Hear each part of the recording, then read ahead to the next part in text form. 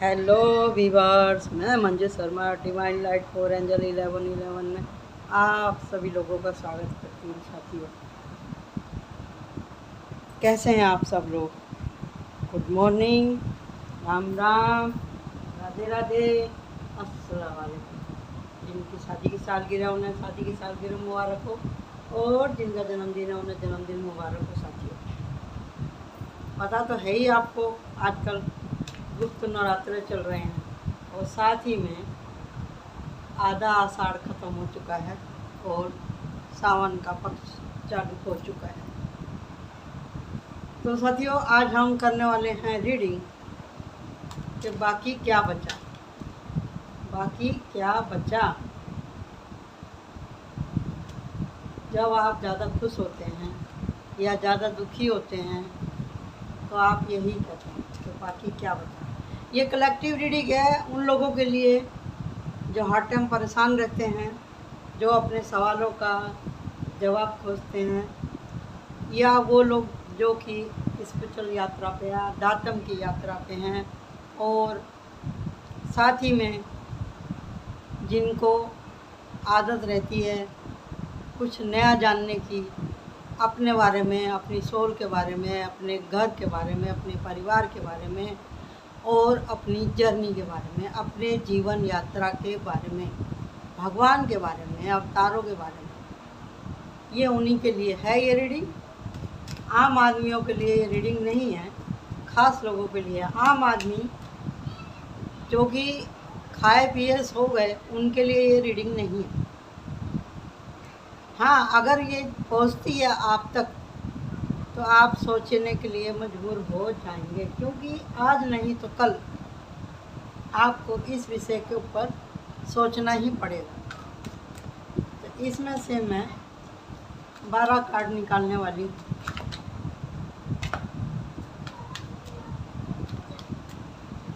कि बाकी क्या बचा। बाकी क्या बचा।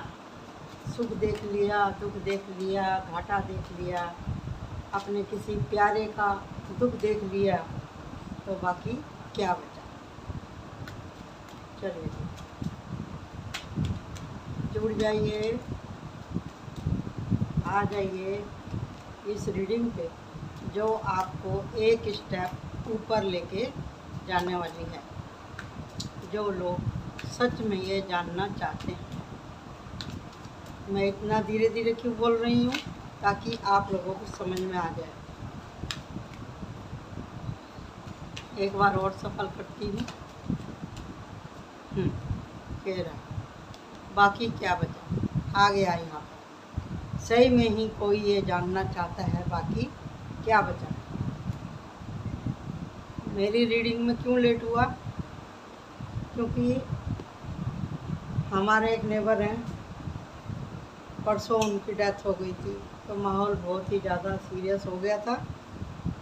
काफ़ी अच्छा हंसता खेलता परिवार था, लेकिन पता नहीं अचानक से क्या हुआ।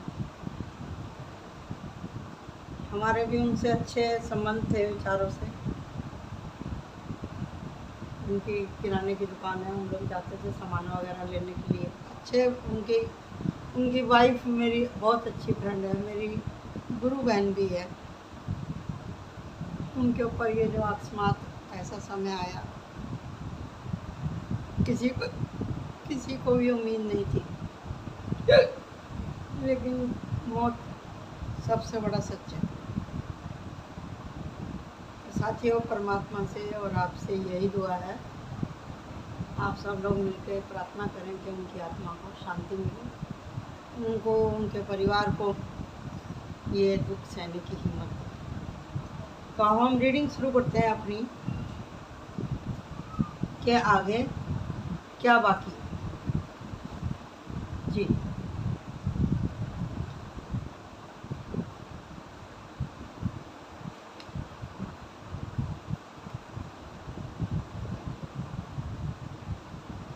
जैसा बोला था वैसे ही कार्ड आए। थैंक यू एंजल, आप हमेशा ही साथ देते हैं। Thank you, thank you, thank you.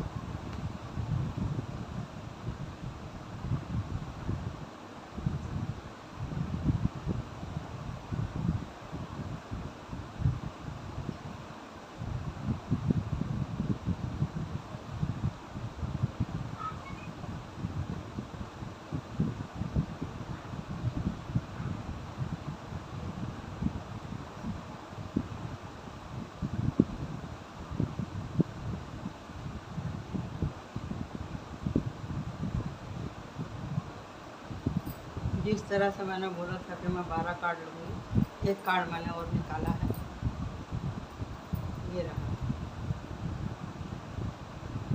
तो साथियों, कहने का मतलब यही है यहाँ पर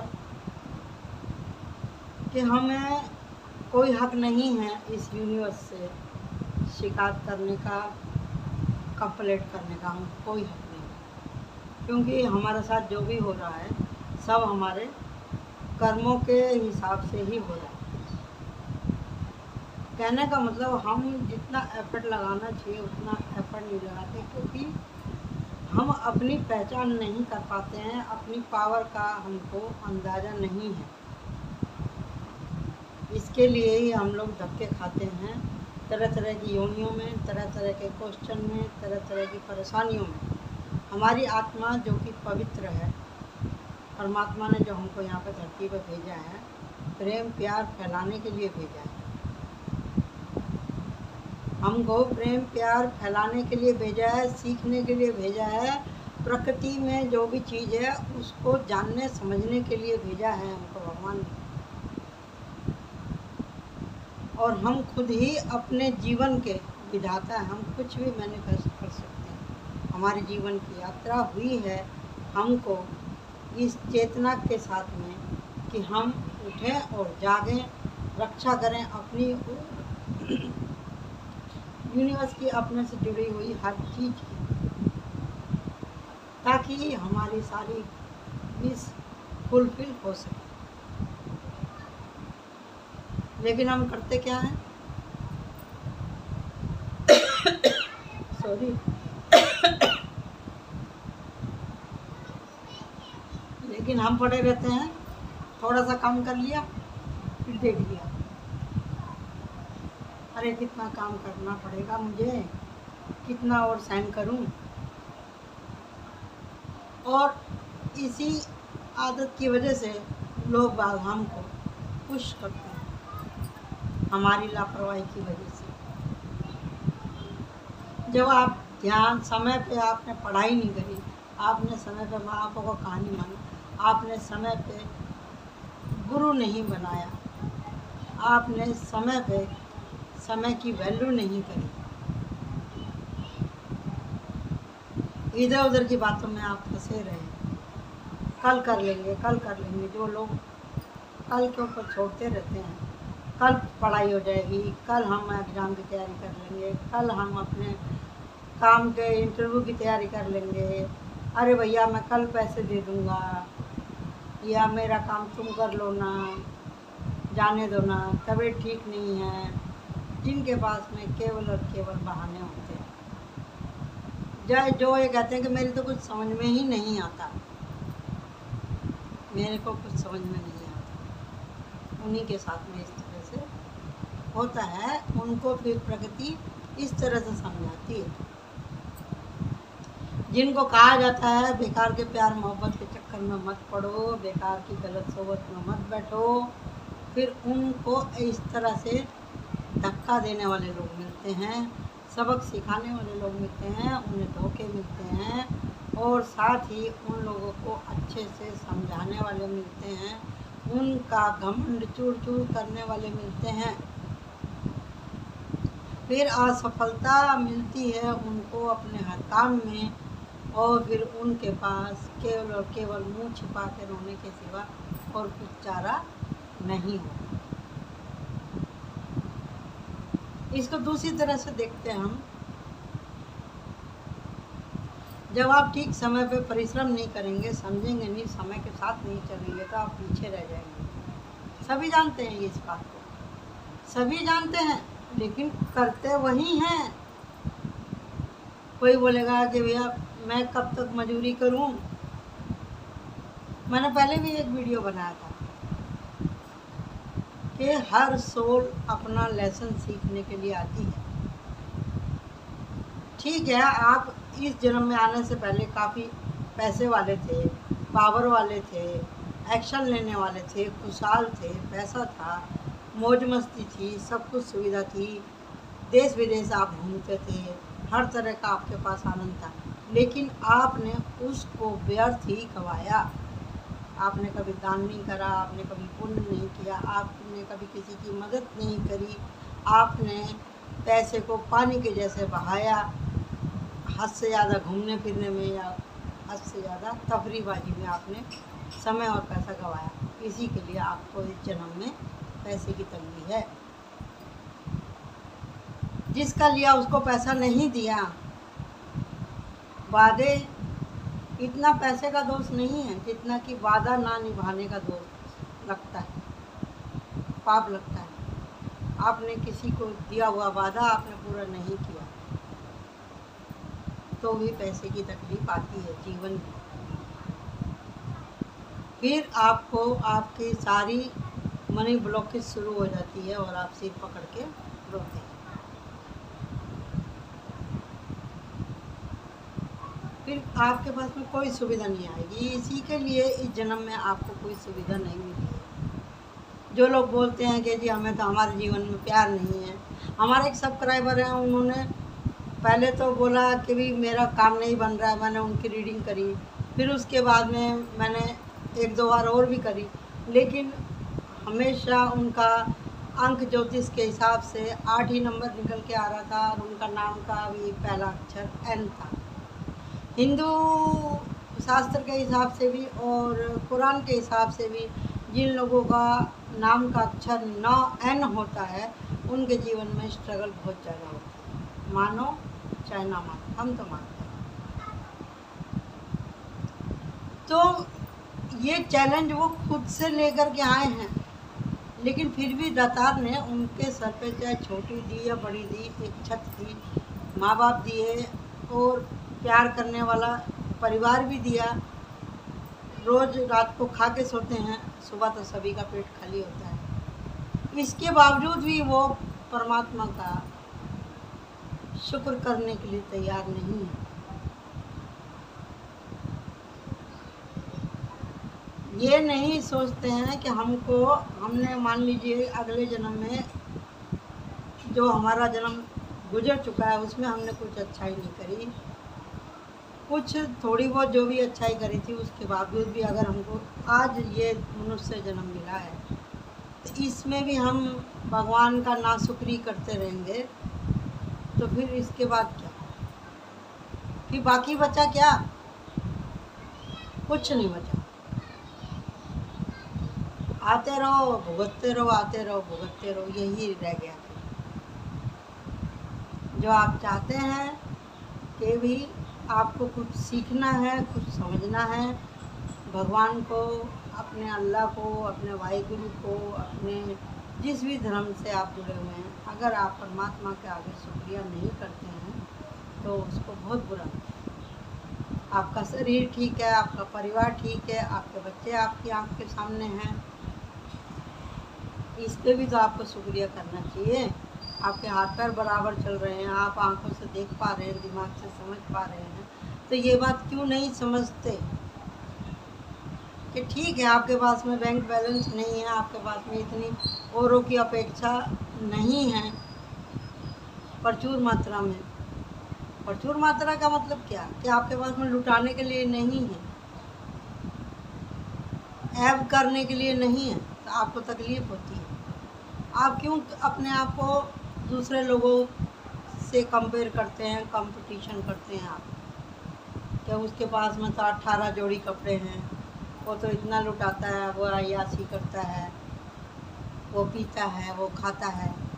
औरतों में भी यही हिसाब होता है, इसके पास इतना जेवर है, मेरे पास नहीं है, इसके घर में नौकर है, इसकी तो बहुत वाई वाई होती है। नहीं करो, नहीं करो। परमात्मा ने अगर किसी को दिया है, भगवान किसी को भी देता है तो 2 हिसाब से देता है। पहला हिसाब कि उसने सचमुच में दान पुण्य किए होंगे, इसके लिए उसका जीवन इस समय बहुत अच्छे से गुजर रहा है। दूसरा कि भी इसने सारे जन्म बुराई करी लेकिन एक अच्छाई करी, उस अच्छाई का फल वो भगवान उसको पहले दे रहा है। खूब ऊंचा उठाते हैं भगवान, ऐसे आदमी को खूब ऊंचा उठाते हैं और फिर धड़ाम से नीचे गिराते हैं, फिर उसकी बाकी की ज़िंदगी सी सकते ही गुजरती है। तो आप देख लीजिए आप कौन सी कैटेगरी में।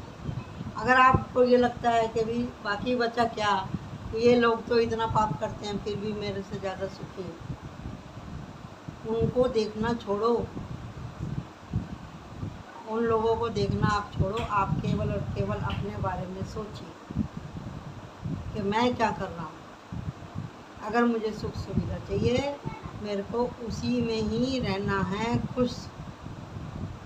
बाकी बचा क्या, बाकी बचा और बाकी बचेगा केवल और केवल भगवान का नाम, अल्लाह का नाम, आपके मुर्शद का दिया हुआ ज्ञान, आपके गुरु का दिया हुआ ज्ञान, आपकी अपनी निजी सोच, वही बचेगी, वही आपके साथ जाने वाली है। आपके विचार ही, आपके कर्म ही आपकी संपन्नता के कारण, सुख के कारण, दुख के कारण बनते हैं।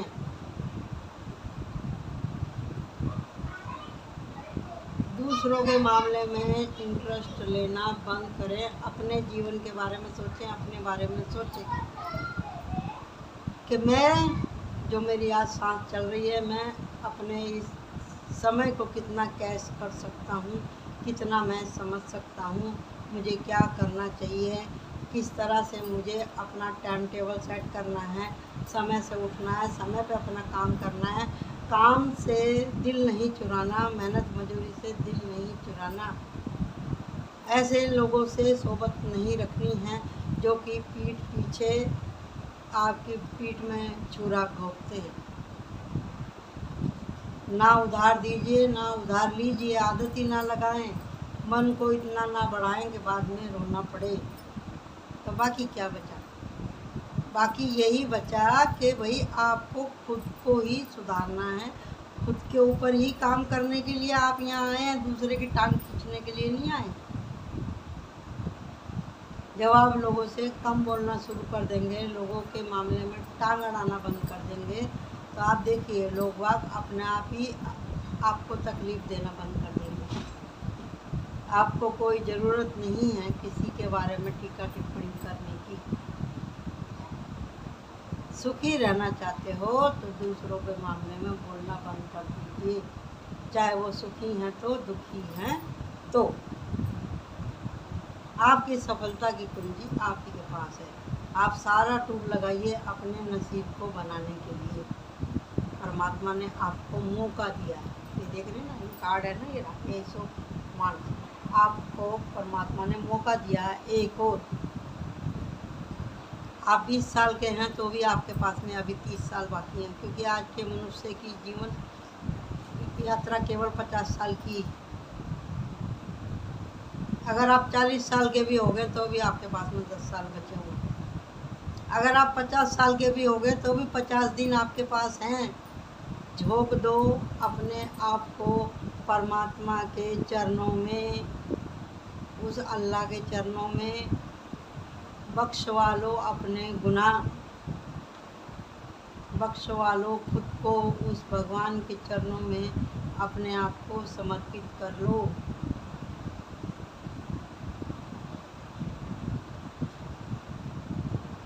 प्रार्थना करें। आपको कोई प्रार्थना नहीं आती है, जिस मज़हब से भी अगर आप ताल्लुक़ रखते हैं, आपको दुआ मांगनी नहीं आती, आपको प्रेयर करनी नहीं आती है, आपको आरती करनी नहीं आती है, आप इतना तो कह सकते हैं कि हे प्रभु मेरी गलतियों को क्षमा कर, मैं तो सदा भूलनहार हूँ, मैं तो गलतियों का पुतला हूँ, हे परमात्मा मुझे क्षमा करो,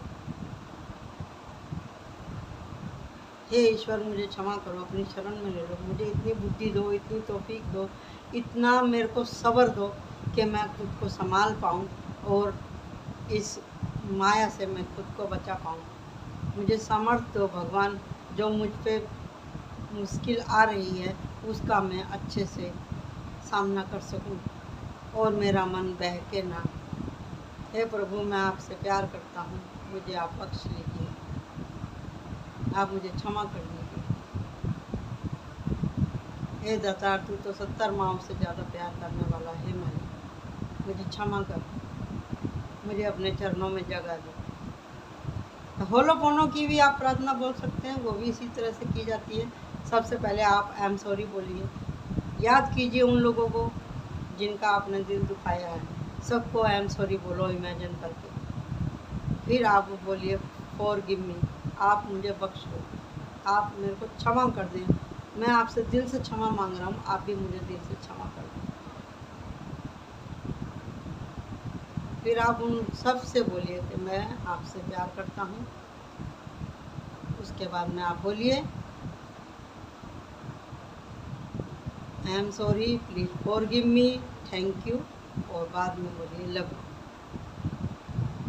आपकी प्रॉब्लम सब खत्म होनी चालू हो जाएंगी। जितनी शिद्दत से आप इस प्रार्थना को करेंगे, जितनी शिद्दत से आप भगवान से अपनी गलतियों को उनके सामने मांगेंगे माफ़ी, आपको माफ़ी मिलेगी और आपके दिन सुधरने चालू हो जाएंगे। सबसे बड़ी बात क्या, आपके दिल में सुकून आ जाएगा, आप आराम से सो पाएंगे, खा पाएंगे, आराम कर पाएंगे। जितनी आपकी आवश्यकता कम होगी उतना आप अपने आप को स्थिर कर पाएंगे। जितना मन के बहकावे में आएंगे, जितना आप सोचेंगे ये उसके घर में ये है तो मेरे घर में भी होना चाहिए, ऐसा हो गया वैसा हो गया, तो वो कभी नहीं होने वाला। क्योंकि अब तक नहीं हुआ तो आगे भी नहीं होगा, क्योंकि समय निकल चुका है, एफर्ट नहीं लगाया। मेहनत की कमाई में आप ये सब नहीं कर सकते। नंबर 2 की कमाई है, उसके लिए भी आपको दिमाग चाहिए, आपको झेलने की ताकत चाहिए, फिर उसका भी हिसाब किताब देना पड़ता है भगवान को। कहने का मतलब यही है कि बाकी क्या बचा, बाकी यही बचा है, आप समय पे मेहनत करें।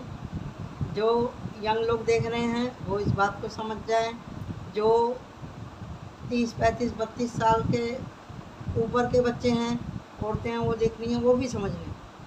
आपको अपने कैरियर में, अपनी पढ़ाई में, अपनी एजुकेशन में, अपनी गृहस्थी में यही समय है जो अपनी जगह बनानी है, बना लो। आपकी धर्म में अगर रुचि है तो आप बना लो। बार बार शिकायतें ना करो कि भी मैं तो बहुत भक्ति कर लिया, मुझे कुछ मिला नहीं, मिला नहीं, मिला नहीं, मिला नहीं। अरे दिन गुजर रहे हैं ना, आराम से सांस चल रही ना, सब कुछ ठीक है ना।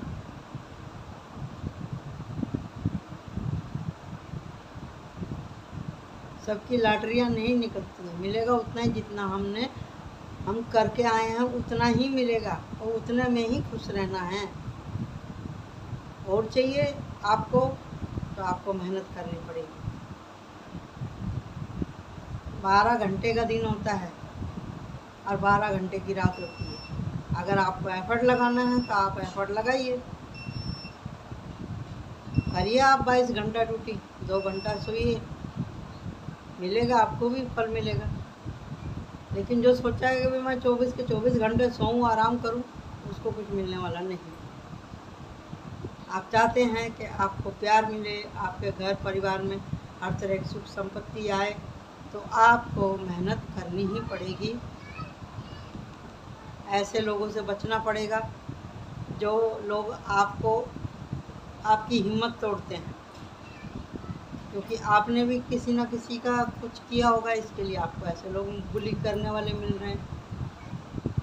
तो कहने का मतलब यही है, बाकी क्या बचा, बाकी यही बचा है कि आपको अपने ऊपर ध्यान देना, अपनी सोल के ऊपर, अपने आत्म शांति के ऊपर ध्यान देना, और किसी चीज़ के ऊपर आपको ध्यान नहीं देना। आप आए हैं संसार में कुछ जानने के लिए, अपने बारे में जानने के लिए, परमात्मा के बारे में जानने के लिए, और सही रास्ते पे चलते हुए अपने परिवार का पालन पोषण करने के लिए, प्रोटेक्ट करने के लिए, और अपने परिवार को सुख देने के लिए, पैसे की कदर करने के लिए। जो आपकी सोल है वो अब मैच्योर होना चाहती है, आपके जीवन यात्रा सफलता की ओर बढ़ रही है। तो आशा करती हूँ कि आपको ये रीडिंग अच्छी लगी होगी। Thank you so much. Like my channel, subscribe my channel. Bye bye.